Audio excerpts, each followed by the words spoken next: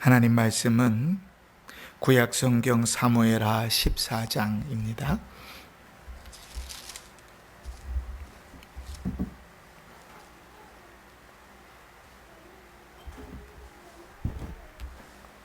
(1절로) (33절까지) 찾으셔서 우리 함께 봉독하시면서 하나님의 음성을 듣겠습니다. 구약성경 483쪽 사무엘하 14장 1절부터 33절까지 우리 함께 봉독하면서 하나님의 음성을 듣습니다. 시작. 수르아의 아들 요압이 왕의 마음이 압살롬에게로 향하는 줄을 알고 드고아에 사람을 보내 거기서 지혜로운 여인 하나를 데려다가 그에게 이르되, 청하건대 너는 상주가 된 것처럼 상복을 입고 기름을 바르지 말고 죽은 사람을 위하여 오래 슬퍼하는 여인같이 하고 왕께 들어가서 그에게 이러이러하게 말하라고 요압이 그의 입에 할 말을 넣어주니라. 드고아 여인이 왕께 아랠 때에 얼굴을 땅에 대고 엎드려 이르되, 왕이여 도우소서 하니 왕이 그에게 이르되, 무슨 일이냐 하니라.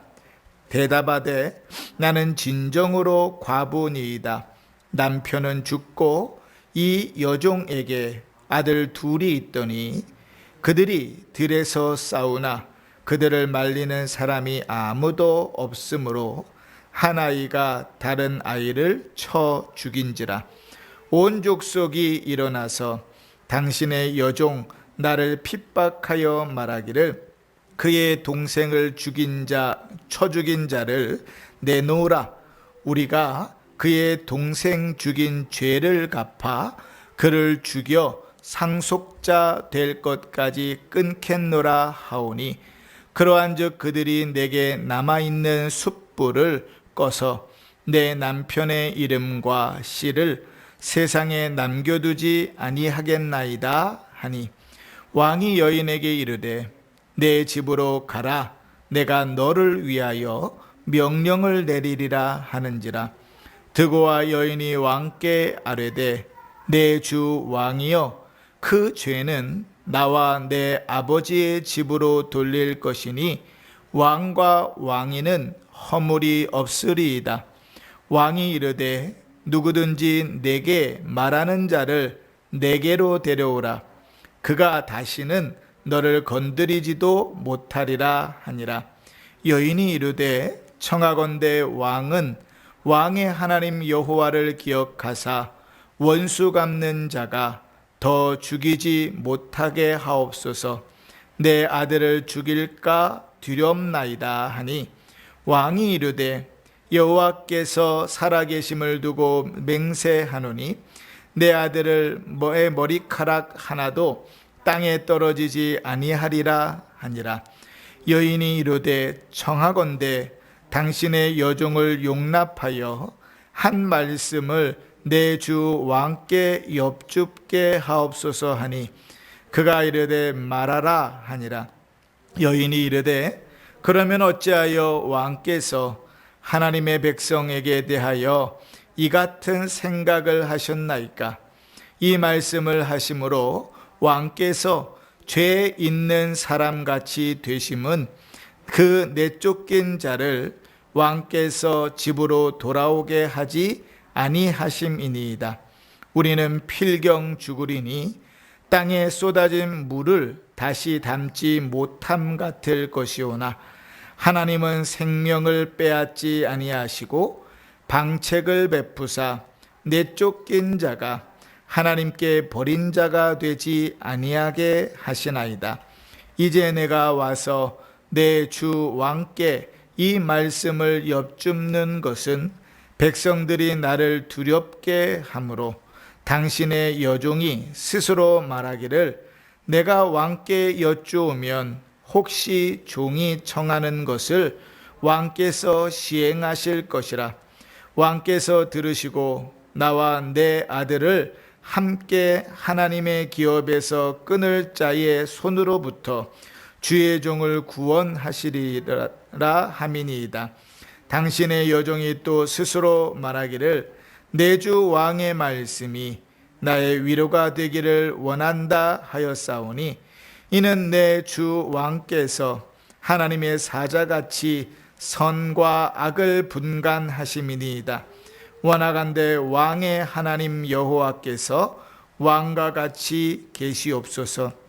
왕이 그 여인에게 대답하여 이르되 바라노니 내가 내게 묻는 것을 내게 숨기지 말라. 여인이 이르되 내 주 왕은 말씀하옵소서. 왕이 이르되 이 모든 일에 요압이 너와 함께 하였느냐 하니 여인이 대답하여 이르되 내 주 왕의 살아계심을 두고 맹세하옵나니 내 주 왕의 말씀을 좌로나 우로나 옮길 자가 없으리이다. 왕의 종 요압이 내게 명령하였고 그가 이 모든 말을 왕의 여종의 입에 넣어 주었사오니 이는 왕의 종 요압이 이 일의 형편을 바꾸려 하여 이렇게 함이니이다. 내 주 왕의 지혜는 하나님의 사자의 지혜와 같아서 땅에 있는 일을 다 아시나이다 하니라. 왕이 요압에게 이르되 내가 이 일을 허락하였으니 가서 청년 압살롬을 데려오라 하니라. 요압이 땅에 엎드려 절하고 왕을 위하여 복을 빌고 요압이 이르되 내 주 왕이여 종의 구함을 왕이 허락하시니 종이 왕 앞에서 은혜 입은 줄을 오늘 아나이다 하고 요압이 일어나 그술로 가서 압살롬을 데리고 예루살렘으로 오니 왕이 이르되 그를 그의 집에 머물게 하여 내 얼굴을 볼 수 없게 하라 하매 압살롬이 자기 집으로 돌아가고 왕의 얼굴을 보지 못하니라. 온 이스라엘 가운데에서 압살롬 같이 아름다움으로 크게 칭찬을 받는 자가 없었으니 그는 발바닥부터 정수리까지 흠이 없음이라.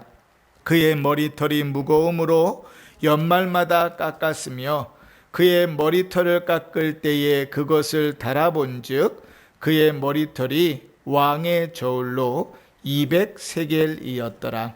압살롬이 아들 셋과 딸 하나를 낳았는데 딸의 이름은 다말이라. 그는 그 얼굴이 아름다운 여자더라.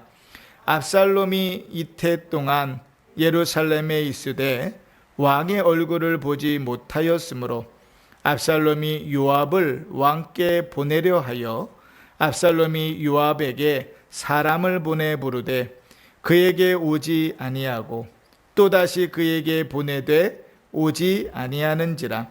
압살롬이 자기의 종들에게 이르되 보라 요압의 밭이 내 밭 근처에 있고 거기 보리가 있으니 가서 불을 지르라 하니라. 압살롬의 종들이 그 밭에 불을 질렀더니 요압이 일어나 압살롬의 집으로 가서 그에게 이르되 어찌하여 내 종들이 내 밭에 불을 질렀느냐 하니 압살롬이 요압에게 대답하되 내가 일찍이 사람을 내게 보내 너를 이리로 오라 청한 것은 내가 너를 왕께 보내 아뢰게 하기를 어찌하여 내가 그술에서 돌아오게 되었나이까. 이때까지 거기에 있는 것이 내가 나으리까 하려 함이로다. 이제는 내가 나로 하여금 왕의 얼굴을 볼 수 있게 하라. 내가 만일 죄가 있으면 왕이 나를 죽이시는 것이 옳으니라 하는지라. 요압이 왕께 나아가서 그에게 아뢰매 왕이 압살롬을 부르니 그가 왕께 나아가 그 앞에서 얼굴을 땅에 대어 그에게 절하매 왕이 압살롬과 입을 맞추니라. 아멘. 사무엘하 14장을 읽었습니다. 13장부터 계속해서 이어지는 내용이지요. 여러분, 그 다윗은 참 자식들을 사랑했던 사람입니다. 자식을 사랑하는 일들이 무엇이 잘못이겠는가 하겠지만 자식을 너무 사랑해서 사실은 문제인 사람이고, 또 하나는 자식을 정말 사랑하는데 어떻게 사랑하는지를 모르는 사람이었습니다. 또 하나, 자식을 나의 소유, 내 자식이라고는 생각하는데 하나님의 자식, 하나님께서 나에게 맡기신 것이라고는 생각하지 않았습니다. 그래서 자식이 하나님보다 우선이었고 믿음보다 우선이었습니다. 암몬을 사랑할 때도 그랬고 압살롬을 사랑할 때도 그랬습니다. 그러한 결과가 결국은 죄에 대해서도 둔감하게 만들고 그 자식들이 죄를 짓게 하는, 불 속으로 기름구덩이를 지고 들어가게 하는 결과를 만들어 버렸습니다. 암논을 우리가 잘 알지요. 오늘 읽은 성경의 앞장의 13장에서 암논은 다윗의 제일 큰 아들 장자였습니다. 근데 이 장자가 압살롬의 여동생이었던 다말을 너무 사랑해가지고 이제 아버지도 속이고 사람들을 속여서 다말을 자기의 침실로 데리고 들어와서 겁탈해버리지 않습니까? 그런데 그 사랑이 그 겁탈함을 지나면서 미움으로 바뀌는데 얼마나 극심한 미움으로 바뀌었든지 이전의 사랑의 흔적이 전혀 사라져버리고 이제 증오와 미움만이 남는 상황이 되어버렸습니다. 예전에는 너무 사랑해가지고 못 보아서 상사병이 걸릴 정도였는데 이제는 그를 겁탈하여 가늠한 다음에는 이제 심히 미워하는 사람으로 변해 보였죠. 우리가 사랑한다는 그 사랑이라는 것은 그렇습니다. 물론 남녀 간의 사랑과 부모 자식 간의 사랑은 좀 다를 것입니다. 그러나 부모 자식 간의 사랑이 어떤 것인지를 성경을 통하여 정확하게 이해하지 못하면 자식을 기름을 지우고 불구덩이 속으로 몰아놓으면서도 그것이 내가 자식을 참 사랑하는 것이라고 착각하게 되는 것이죠. 암논이 다말을 강간했다는 사실을 다윗은 모든 전말을 다 들었습니다. 그러면 적어도 다윗은 둘 중에 한 가지는 했어야 됩니다. 첫 번째, 하나님의 말씀을, 율법을 아는 것처럼 그가 장자임에도 불구하고 하나님의 말씀을 따라 그를 죽이든지, 아니면 적어도 그가 밧세바와 사이에서 낳았던 어린아이를 하나님께서 치셨을 때에 7일 밤낮을 금식과 철회하며 기도했던 것처럼 하나님 앞에 무릎을 꿇고 기도하며 긍휼을 구했어야 됐습니다. 그런데 다윗은 아무것도 하지 않았습니다. 그냥 죄를 방관했습니다. 화가 났고 잘못했다는 건 알지만 아무런 조치를 취하지 않았습니다. 암논을 너무 사랑했기 때문이죠. 그런데 그 죄로 인해서, 그 사랑으로 인해서, 그 잘못된 사랑의 방식으로 인해서 압살롬이 그 형을 죽이는 극악의 상황이 벌어지도록 만들어갔던 겁니다. 실질적으로 치밀하게 계획해서 압살롬이 암논을 죽였을지라도 그럴 수밖에 없게 만들었던 것은 다윗입니다. 아버지가 아버지로서 그 죄에 대하여 정확하게 징계하고 판단했다면 그 자식은 죽는 일은 없었을 겁니다. 하나님 앞에 무릎을 꿇고 기도하면서 하나님의 음성을 바라했더라면 그 자식은 죽는 일은 없었을 겁니다. 또 하나, 또 다른 아들 압살롬을 살인자로 만드는 일도 없었을 겁니다.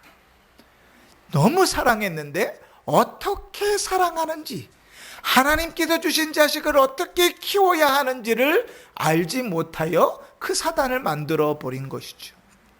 그렇게 암논이 죽었습니다. 죽은 자식은 부모는 가슴에 묻는 거지요. 마음에 묻었습니다. 그리고 죽은 자식은 마음에 묻었을지라도 그 자식을 죽였던 압살롬에 대한 마음은 여전히 있어서 그는 이제 자기의 처가로 도망가 있는 신세가 됐고 3년 동안 그것에도 보지 못하고 있지만 그 자식에 대한 그리움은 참 애틋했습니다. 그래서 39절에 보면 이렇게 13장 39절에 보면 그 마음을 이렇게 표현합니다. 다윗 왕이 마음이 압살롬을 향하여 간절하니 암논은 이미 죽었으므로 왕이 위로를 받았음이었더라. 다윗은 안 되는 것에 대해서는 명확했던 사람입니다. 우리가 밧세바의 사이에서 아이가 죽었을 때 상황을 알지 않습니까? 7일 동안은 하나님 앞에 금식하고 철화하면서 간절하게 매달려서 아마 그 신하들이 생각하기에도 죽었다는 소식을 들으면 까무라칠 것처럼 생각이 됐는데 하나님께서 그의 생명을 데려가셨다 하는 사실을 인정한 다음부터는 더 이상 거기에 얽매이지 않죠. 암논도 마찬가지입니다. 가슴속에다 묻었고 그것으로 그에 대해서는 끝났습니다. 여전히 그리워하고 사랑하고 어찌할지 모르는 것은 압살롬에 대한 마음이죠. 그런데 그 마음을 누구는 알고 있었냐면 가장 가까이에서 그 다윗을 보필하고 있는 요압은 알고 있었습니다. 다윗의 마음이 그를 그리워하고 그를 사랑하고 그를 보고 싶어 한다는 사실을 알고 있었죠. 그러나 어찌할 줄 모른다는 사실도 알고 있었습니다. 그래서 다윗이 저기 드고아라는 지역에서 지혜로운 여자 한 명을 데려다가 우리식으로 표현하면 드고아에서 지혜로운 여자 배우 하나를 캐스팅해다가 그를 이제 상황을 꾸미는 겁니다. 너는 네 배역은 뭔가 하면 너는 두 아들이 있는 과부다. 그런데 두 아들이 서로 싸워서 한 아들이 자기의 형제를 죽였다. 그런데 그 하나 남은 아들마저 이제 사람들이 살인자라고 율법을 따라 죽이려고 하는 상황 가운데 있어서 그 애통함으로 그 자식을 살려달라고 왕에게 찾아온 여인으로 이제 그 배우를 꾸미고 모든 할 대사를 다 적어가지고 그 여인에게 줍니다. 그리고 그 여인이 왕 앞에 와서 그 대사를 하는 것입니다. 이 장면의 흐름이 어디서 많이 익숙하지 않습니까? 어디서 익숙하지요? 그렇죠. 다윗이 밧세바를 동침하고 하나님께서 나단 선지자를 보내실 때 그 나단 선지자로 하여금 그를 그대로 책망하게 하지 않으시고 자기가 무슨 죄를 지었는지 자기의 판단과 자기의 입술로 고백하게 만드셨잖아요. 그리고 뭐라 그랬죠? 당신이 그 사람이라. 그러면서 하나님께서 책망하기 시작하셨잖아요. 요압이 아마 그것을 보고 벤치마킹 했는지 모르겠습니다. 여인을 사가지고 그 여인으로 하여금 똑같이 그 상황을 만들어서 다윗이 하나님의 지혜로 그 상황을 객관적으로 판단하게 만든 거예요. 그래서 다윗이 어떻게 판결을 내렸죠? 네 아들이 죽지 않을 것이다. 사람들이 네 아들을 죽이려고 하면 다 내게로 보내라. 내가 보호해 주겠다라고 확실하게 말합니다. 왜요? 다윗이 생각하기에는 그 원수를 갚아 그를 율법 따라 죽이는 것보다 하나님께서 그 생명을 보존하시고 하나님 주신 기업을 이루는 것이 더 귀하다고 생각했는지 모르겠어요. 그런데 오늘 말씀에 보면 이 드고아 여인이 이렇게 표현합니다. 당신은 하나님의 지혜로 하나님의 말씀대로 하나님의 뜻대로 그것들을 판결합니다. 이렇게 얘기하죠. 그러니까 다윗이 판결하는 것이 객관적으로 하나님의 말씀에 따라 맞다고 생각하는 거예요. 그러면서 이렇게 말하는 겁니다. 그런데 왜 당신은 압살롬을 데려오지 않고 사람들을 그렇게 나쁜 사람으로 만들어 갑니까? 라고 묻는 거죠. 그 상황들 속에서 이제 다윗이 아하, 이게 요압의 꼼수구나 하는 사실을 알아챕니다. 그리고 요압의 계획이라는 것을 확인한 다음에 요압을 불러서 압살롬을 그술 땅에서 데려오라고 하지요. 3년 만에 압살롬이 이제 고향으로 돌아오는, 고국으로 돌아오는 것입니다. 그런데 더 다윗에 대한 실망은 무엇인가 하면 그렇게 압살롬을 3년 만에 데려왔음에도 불구하고 2년 동안 그의 얼굴을 한 번도 보지 않습니다. 그러니까 이 다윗의 마음은 여전히 정리가 되지 않은 거예요.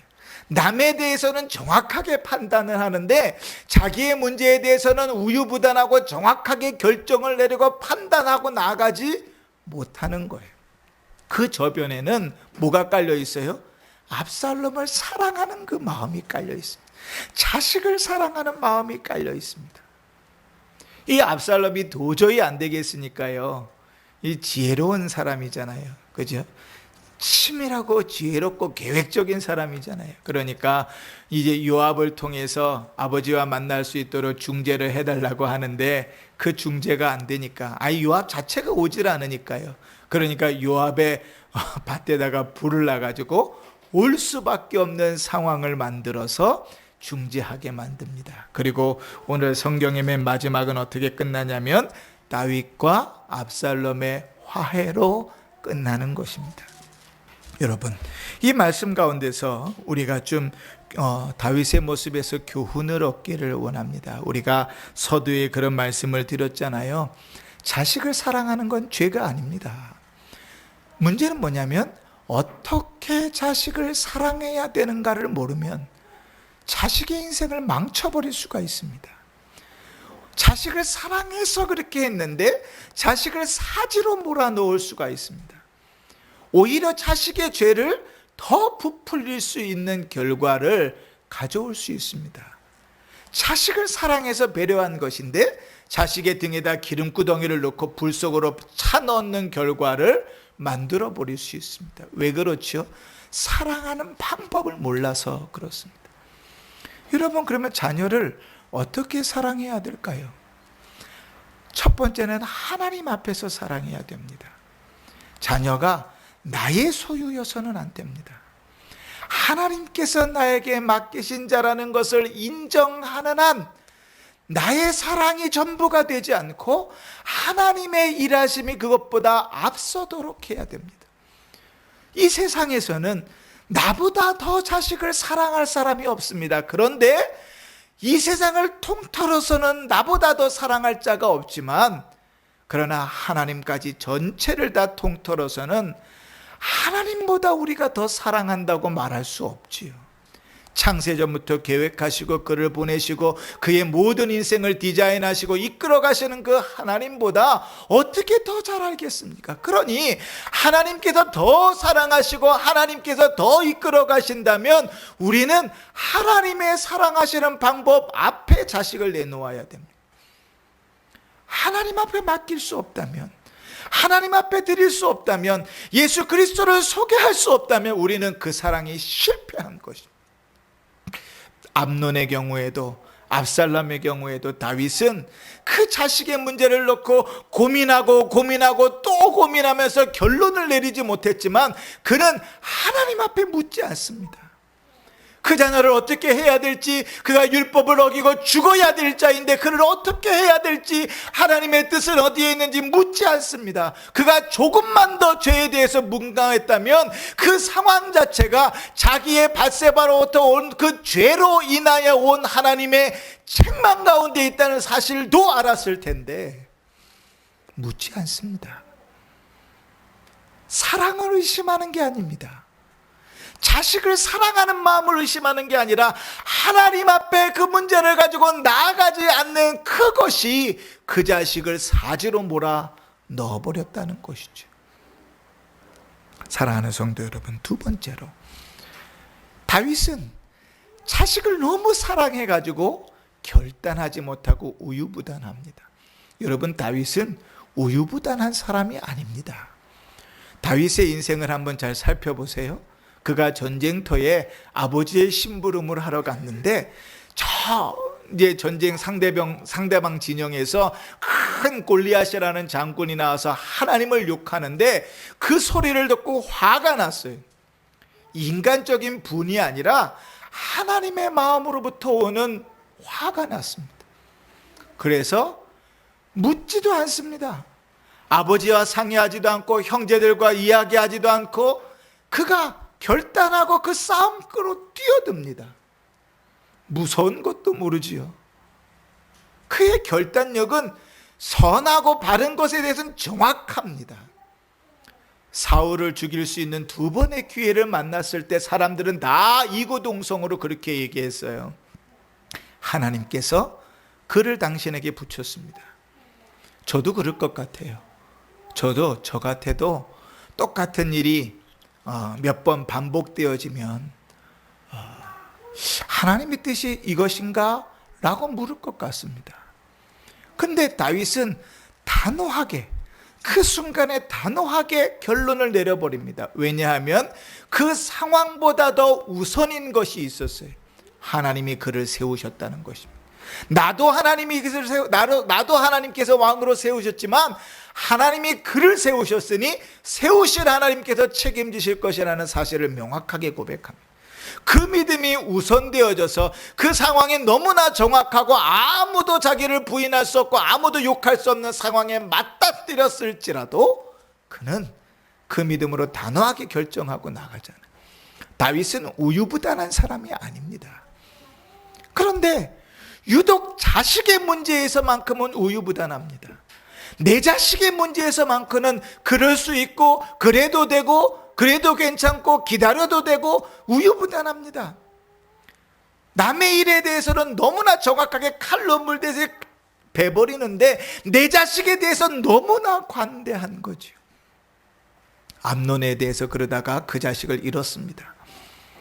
압살롬에 대해서 그러다가 그 자식도 잃습니다. 여러분, 다윗의 이 우유부단함이 압살롬을 어디까지 끄집어내리지요? 그가 7년을 치밀하게 계획해서 아버지를 쫓아내버립니다. 그리고 아버지의 후궁들과 왕궁 위에다가 텐트를 쳐놓고 사람들이 다 보는데 백주대낮에 성파티를 벌입니다.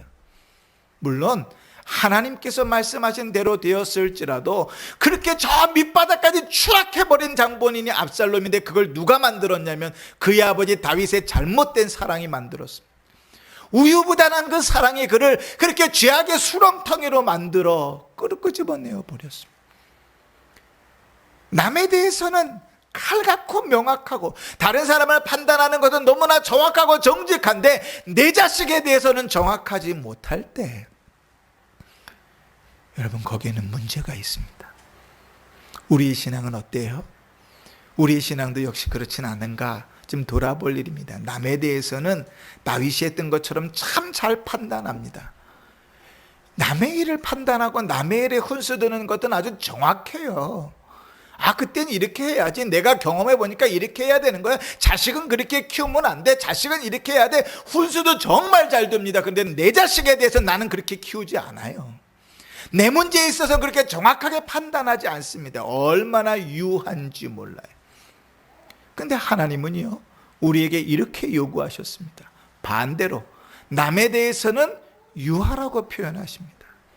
남의 자식에 대해서는, 남의 문제에 대해서는 인내하고 포용하고 하나님의 선하심과 주님의 일하심들을 기대하고 위로하고 격려하고 다시금 일어설 수 있도록 세우라고 말합니다. 그런데 내 문제에 대해서는, 내 자식의 문제에 대해서는 칼같이 자르라고 말씀하십니다. 왜요? 우리는 기본적으로 팔이 안으로 굽는 사람들이거든요. 절대로 팔은 밖으로 꺾이지 않습니다. 주님께서 수없이 많이 말씀하신 것 중에 주님께서는 내 이웃을 내 몸같이 사랑하라고, 내 이웃을 사랑하라는 말씀들은 있습니다. 근데 주님은 단 한 번도 너 자신을 사랑하라고 말씀해 보신 적은 없어요. 내 자식을 사랑하라고 말씀해 보신 적이 없습니다. 내 이웃을, 내 원수를 사랑하라고는 가르치셨어도 네 자신을, 내 자식을 사랑하라고 가르치신 적은 없어요. 왜요? 그거는 가르치지 않아도 타락한 죄악의 본성을 가진 인간도 당연히 그렇게 하기 때문에. 근데 우리는 신앙의 삶들을 거꾸로 살아갑니다. 다윗의 실패는 거기에 있는 거죠. 그러니 사랑하는 성도 여러분, 우리는 어떻습니까? 부모학 강의를 하자는 것이 아니라 주의 말씀을 따라 나는 내 자식을 남의 자식 훈수두는 것만큼 잘 키우고 있는가 돌아보셔야 됩니다. 남의 자식에게 신앙의 훈수를 두는 것처럼 나는 내 자식에게 그렇게 하고 있는가를 점검해 보아야 합니다. 내 신앙에 있어서 남의 신앙을 격려하고 남의 신앙에 조언을 주는 것처럼 내 자신을 향하여도 그렇게 신앙생활을 하고 있는가를 점검해 봐야 됩니다. 꼭 있잖아요. 예배 시간에 늦는다고 말하는 사람, 그 사람이 늘 예배 시간에 늦어요. 약속 시간에 늦고. 거짓말한다고 흉보는 사람이 꼭 그 사람이 거짓말하고 흉보고 다니는 사람이 이상하죠. 사람이 그래요. 왜 그런가 하면 그것으로 나를 가리고 나를 덮으려고 하는 악한 습성이 우리 안에 있기 때문에 그렇습니다. 그러니 사랑하는 성도 여러분, 우리 자신에 대하여, 우리 자녀에 대하여 사랑함이 잘못이 아니라, 나 자신을 사랑함이 잘못이 아니라 우유부단하다면, 하나님의 말씀대로 정확하게 살아가지 못한다면 우리는 거기에서 실패합니다. 또 하나, 죄에 대해서는 민감할 수 있어야 됩니다.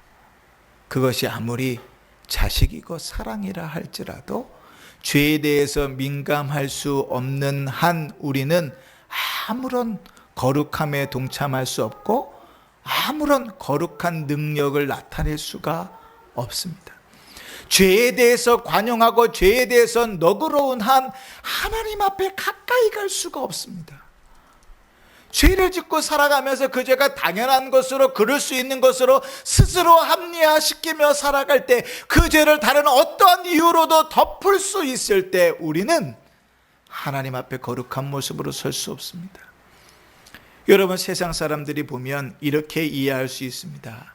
압살롬, 암논에 대하여 그 아버지의 사랑이 참 특별해서 마땅히 죽여야 됨에도 자식이니까 살리는구나, 좋은 시선으로 볼 수 있을지 모릅니다. 그러나 아까도 말씀드렸지만 죽일 수 없다면, 말씀을 온전히 순종할 수 없다면 적어도 하나님 앞에 무릎 꿇고 지혜를 구했어야 됩니다. 그게 가장 정답이고 베스트입니다. 근데 그런 아무런 노력이 없이 살아갑니다. 왜입니까? 다윗은 그럴 수 있다고 생각하는 것이거든요. 사랑하는 성도 여러분, 다윗이 자기의 죄를 죄로 덮었을 때에 어느 정도 시간 동안에 얼마나 크게 죄인이 될 수 있는 사실을 우리 눈으로 확인했습니다. 그의 인생 속에서 확인했습니다.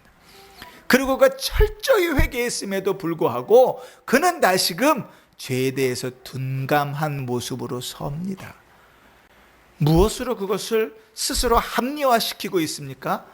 내가 자식을 사랑하는 마음이 있다고, 내가 그를 사랑한다는 이름으로 그 죄에 대해서 스스로 둔감해져 버리는 것입니다.